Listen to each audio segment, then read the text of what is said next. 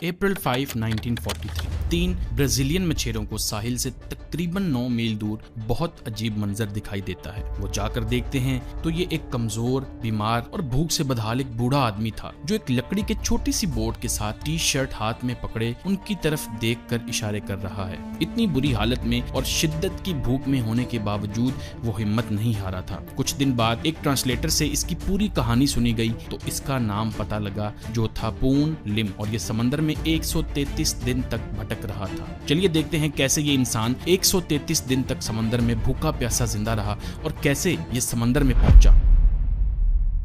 पून लिम 8 मार्च 1918 में हाइनन आइलैंड पर पैदा हुआ जो चाइना के साउथ सेंट्रल कोस्ट में है। वर्ल्ड वॉर का वक्त था, पूरी दुनिया तबाही का शिकार थी। यही नहीं, फ्लू पेंडेमिक ने पूरी दुनिया को अपनी लपेट में भी लिया हुआ था, लेकिन लिम और उसकी फैमिली अभी भी सुकून की जिंदगी गुजार रहे थे और पून रोजाना बेबो के आइलैंड के पास जाके फिशिंग भी करता था। बदकिस्मती से 1920 में जापान ने चाइना पर कब्जा करने की कोशिश की तो इस फैमिली के बुरे दिन शुरू हो गए। लिम के बाप को डर था कि उसके बेटों को आर्मी में जबरदस्ती भर्ती कर दिया जाएगा ताकि दुश्मन मुल्क की फौज से लड़ाई की जाए, और पक्का यकीन था कि अगर ऐसा हुआ तो जिंदा रहना तकरीबन नामुमकिन होगा। ये सब सोचते हुए उसने अपनी फैमिली को मलेशिया में मूव कर लिया और फिर से ये लोग एक अच्छी जिंदगी गुजारने लगे और फिशिंग पर अपना घर चलाने लगे। लेकिन जैसे जैसे लिम बड़ा हुआ वो अपनी लाइफस्टाइल से इतना खुश नहीं था। उसके लिए ये सब करना बहुत बोरिंग था और जब उसने होश संभाली तो उसने इरादा किया कि अब जापानीज इंपीरियलिज्म के खिलाफ अपने हिस्से की लड़ाई करेगा। ये फैसला लेते साथ ही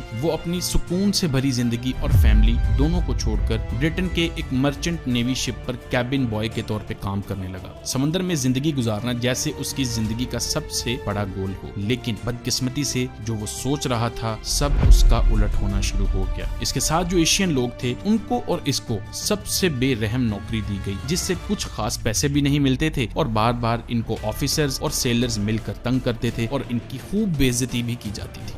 1937 में लिम का सब्र खत्म हो गया और अब ये इससे बेहतर मौके की तलाश करने लगा। कुछ सालों के लिए उसने हांगकांग में एक मैकेनिक के तौर पर काम किया। जब वहां भी जापान ने कब्जा करने की कोशिश की तो इसको वहां से भी भागना पड़ा और 1941 में ये वापस समंदर में आ गया। अगले कुछ सालों में वो बहुत सारी जापानीज हमलों से बच चुका था, लेकिन फिर उसको एक 420 फुट लंबी और 5400 टन के असले से भरी एक शिप बेनलोमोंट पर 1942 में काम मिला। ये शिप एक ट्रांसपोर्ट शिप थी जो रोजाना फौज की सप्लाईज ट्रांसफर करती थी सेकेंड वर्ल्ड वॉर के दिनों में। 23 नवंबर 1942 में इस शिप को साउथ अफ्रीका के केप टाउन से सूरीनामे जाना था 2 हफ्ते के सफर पर और फिर वहां से 1500 मील दूर न्यूयॉर्क जाना था। शिप असले से भरी होने के बावजूद इस शिप को प्रोटेक्ट करने के लिए कोई खास तैयारी नहीं की गई थी। छोटी छोटी गन्स के अलावा इस पर और कुछ भी नहीं था ताकि मुश्किल वक्त पे लड़ाई की जा सके, और जितने लोग भी इस पर थे उन सबको आइडिया था कि अगर हमला हो गया तो ये शिप उनको बचा नहीं सकेगी, खासकर जब सामने कोई वॉरशिप या सबमरीन हुई तो। सबसे बुरी बात ये थी कि बेनलोमोंट बहुत ही स्लो थी और उससे भी बुरा ये था कि इसमें जो बैलेस्ट टैंक्स थे जो शिप को बैलेंस करने के लिए यूज होते हैं उनमें समुद्री पानी भर रखा था। और इस सबसे बुरी बात ये थी कि शिप को जिस रूट से गुजरना था ये सबसे मशहूर रूट था जिससे सप्लाई ट्रांसफर होती थी और यहाँ पर जर्मन सबमरीन्स रेगुलरली गर्दिश में रहती थी ताकि शिकार हाथ आ सके उनके। कुछ दिन बाद बेनलोमोंट को दोपहर के 2 बजे एक जर्मन सबमरीन ने स्पॉट कर लिया और उसके कैप्टन ने फौरन शिप पर एक मैसेज भेजा जिसका शिप के कैप्टन ने वापस जवाब भेजा और अब दोनों के दरमियान क्रू मेंबर्स लड़ाई की तैयारी करने लगे। कुछ ही देर में सबमरीन से 2 टॉर्पीडोज लॉन्च होते हैं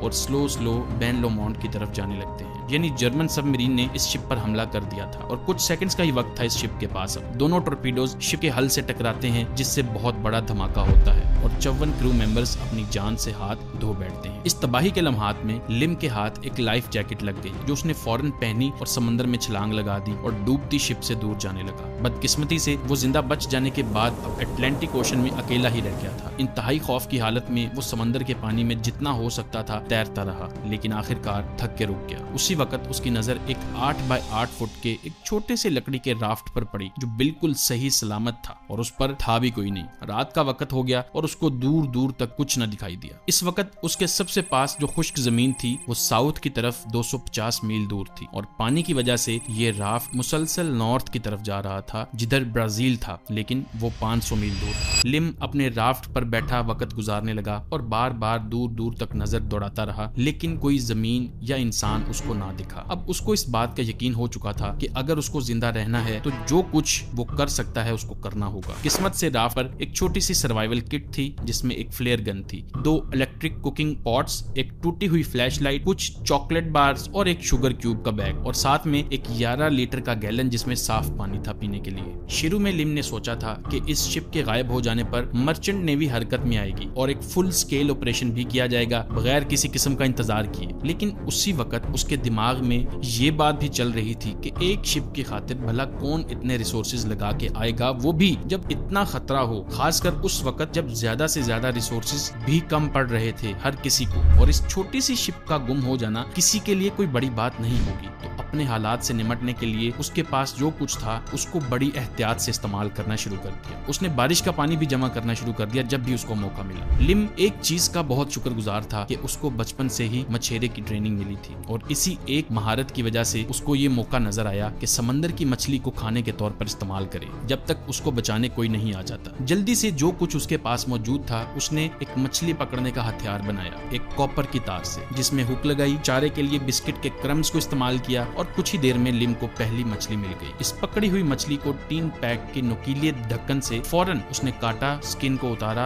आंतों और मछली के सर को भी इस्तेमाल करके मछली पकड़ने लगा। अब क्योंकि उसको ये पता ही नहीं था कि वो इस मुसीबत में कितनी देर तक फंसा रहेगा, उसने सूरज की रोशनी में कुछ मछलियां सुखा के बाद में खाने के लिए रख दी। हालांकि ये खाना भी उसके लिए काफी नहीं था, लेकिन किसी न किसी तरह से वो अपने खाने पीने का इंतजाम ऐसे ही करता रहा जब तक कि उसको रेस्क्यू ना कर लिया जाए। आने वाले दिनों में लिम को बेरहम तूफान का सामना करना पड़ा, जिसके साथ चलने वाली सख्त तेज हवाओं से कई बार उसका खाना और साजो सामान पानी में जा गिरता है, क्योंकि इतनी तेज लहरों में राफ्ट बहुत ही तेजी से पानी में इधर उधर मूव करने लगता था। एक वक्त तक तो वो भूख और प्यास की वजह से इतना बेजार हो जाता था कि अपनी आंखें तक खोलना मुश्किल हो जाता था उसके लिए। और अभी तो चीजें और बिगड़ने वाली थी। गुजरते दिनों के साथ साथ मछली मिलना भी कम होता गया, यहाँ तक कि कई दिन तक कोई एक मछली उसके हाथ न लगती। अब वो अपने राफ्ट के इर्द गिर्द आने वाले सी बर्ड्स को ही पकड़कर खाने लगा, जिनको कच्चा खाने से वो बहुत हिचकिचा रहा था, लेकिन उनको सूरज की रोशनी में खुश्क होने के लिए रख देता था ताकि बाद में खा सके। जो हिस्से वो ना खा सकता उनको चारा बना के मछली पकड़ने की कोशिश में लगा रहता। कई बार वो अपने राफ्ट से नीचे भी गिर जाता था क्योंकि लकड़ी बहुत स्लिपरी हो चुकी थी और इस राफ्ट को खो देने के डर से ही वैसे ही उसकी आधी जान निकल जाती थी, लेकिन जैसे तैसे करके वो वापस राफ्ट पर चढ़ जाता था। इस सब में उसकी भूख और प्यास आखिरी हद तक जा पहुंची। सूरज की रोशनी में मुसलसल बैठे रहने की वजह से उसकी स्किन जल चुकी थी पूरी तरह से और बार बार उसको सी सिकनेस भी होती रहती थी। इससे भी बदतर ये था कि कई बार उसके सामने से शिप्स गुजरे लेकिन इसको नहीं बचाया गया। एक बार तो सिर्फ इतनी ही दूरी पर जितना किसी पत्थर को हाथ से फेंका जा सकता हो, एक बड़ी फ्रेट शिप गुजर रही थी। यहाँ तक कि क्रू के लोग डेक पर आए भी, उसको देखा भी। इसने आवाज दी इंग्लिश में, लेकिन शिप अपने रास्ते पर चलती रही और देखने वालों ने ऐसे महसूस करवाया जैसे उनको ये मंजर नजर ही नहीं आया। उसकी अपनी शिप पर भी उसके साथ ऐसे ही बर्ताव होता था, जिसको देखकर वो सोचने लगा कि सिर्फ चाइनीज होने की वजह से उसको कोई नहीं बचा रहा। दूसरी तरफ से देखें तो पास से गुजरने वालों को ये जापानीज लगा होगा, या फिर ये भी हो सकता है कि German you boats fake survivors को पानी में छोड़ के रेस्क्यू करने वाली शिप को टॉर्पीडो का निशाना बना सकती हूँ। जंग का दौर था और ये सबसे बुरा वक्त था कि कोई किसी पर यकीन करता। इसके नतीजे में बहुत सारी मर्चेंट शिप्स जो मुख्तलिफ ममालिक से ताल्लुक रखती थी इसके पास से गुजरी, लेकिन इसको बचाने की कोई कोशिश ना की गई। उसके बाद एक यूएस नेवी प्लेन इसके बिल्कुल सर के ऊपर से उड़ता हुआ गुजरा। एक प्लेन तो इसके पास बॉय फेंक कर चला गया और ये ट्रैकिंग डिवाइस होती है समंदर में जो इस्तेमाल की जाती है। इससे लग रहा था कि शायद वो इसको बचाने का प्लान बना रहे हैं, लेकिन बदकिस्मती से एक और तूफान आया और ये उस बॉय से बहुत दूर चला गया। इससे पहले कि क्रू वापस आता और इसको देखते, ये फिर से गुम हो चुका था समंदर में। फिर कुछ देर बाद उसको एक जर्मन यू बोट ने देख लिया और हो सकता है ये वही हो जिसने बेन लोमोंड को डुबाया था। यू बोट का क्रू सी गल्स पर निशाना लगा रहे थे, वो रुक गए, इसकी तरफ देखा और वहां से चले गए और किसी तरह की भी मदद नहीं की गई इसकी। ये सब होता देख लिम को अब किसी से कोई उम्मीद ही नहीं रही और वो ये जान चुका था कि अब बस वो आहिस्ता आहिस्ता भूख या प्यास की तकलीफ में इधर ही मर जाएगा। ये उसकी जिंदगी की सबसे बुरे लम्हात थे। फिर किस्मत ने पलटा मारा और उसको एक छोटी सी उम्मीद नजर आई। इस वक्त वो साफ शफाफ पानी से गुजर रहा था, जो इतना साफ था कि उसको फिशरमैन के दिन याद आ गए, जिससे उसको पता लग गया कि पानी से लैंड दिख रही है, मतलब वो लैंड के पास आ रहा है। फिर 5 अप्रैल 1943 में 133 दिन बाद उसको अपनी तरफ आती हुई एक छोटी सी फिशिंग बोट नजर आई। कुछ घंटों में उसकी जिंदगी के बुरे लम्हात खत्म हो गए। उसको 3 ब्राजीलियन मछेरों ने रेस्क्यू कर लिया। तकरीबन 19 वीक्स तक लिम अटलांटिक ओशन में जिंदा रहा। उसको 20 किलो वजन भी कम हो चुका था, क्योंकि ना उसको प्रॉपर कुछ खाने को मिला ना पीने को। 1 महीना रेस्ट करने और खाने पीने के बाद उसमें कुछ जान आई। इस वक्त वो ब्राजील के हॉस्पिटल में था और डॉक्टर्स ने कहा कि अब वो ठीक हालात में है। जब उसकी स्टोरी का दुनिया को पता लगा, ये आम सा इंसान एक इंटरनेशनल सेंसेशन बन गया। इस स्टोरी से पैसा बनाने की खातिर ब्रिटिश काउंसिल ने लिम को 1943 में लंदन बुलवाया। वो कुछ देर के लिए रास्ते में मायामी और न्यूयॉर्क में भी रुका और बाद में ब्रिटिश एम्पायर की तरफ से उसको मर्चेंट नेवी में सर्विस करने पर किंग जॉर्ज 6 की तरफ से मेडल भी दिया गया। यही नहीं, रॉयल नेवी ने लिम से समंदर में जिंदा रहने से मुतालिक बहुत कुछ सीखा ताकि वो अपने लोगों को ये सिखा सके। उसके बाद लिम इंटरनेशनल स्पीकिंग टूर पर पूरी दुनिया गया और अपनी स्टोरी सबको सुनाई। उसके बाद वो यूएस में सेटल हुआ। पहले तो उसको सिटीजनशिप देने से इनकार कर दिया गया, क्योंकि चाइनीज इमिग्रेशन का उस वक्त कोटा पूरा हो चुका था। किस्मत अच्छी होने की वजह से सेनेटर वॉरेन मैग्न्यूसन ने कोटा में 1 नंबर का इजाफा करवा दिया। जब उसको कहा गया कि हिस्ट्री में आज तक कोई एक राफ्ट पर इतनी देर तक ओशन में जिंदा नहीं रह सका, तो लिम ने कहा कि वो दुआ करता है ये रिकॉर्ड कोई भी ब्रेक ना कर सके, मतलब ये हादसा किसी के साथ पेश ही ना आए। अपनी बाकी की जिंदगी उसने ब्रुकलिन न्यूयॉर्क में गुजारी और फिर 1991 में 72 साल की एज में इस दुनिया से चला गया। इसी के साथ इस वीडियो को खत्म करते हैं। वीडियो अच्छी लगी हो तो लाइक कर दीजिएगा और ऐसी वीडियोस के लिए हमारे चैनल को सब्सक्राइब कर लीजिए। अगली वीडियो में मिलते हैं। अल्लाह हाफिज।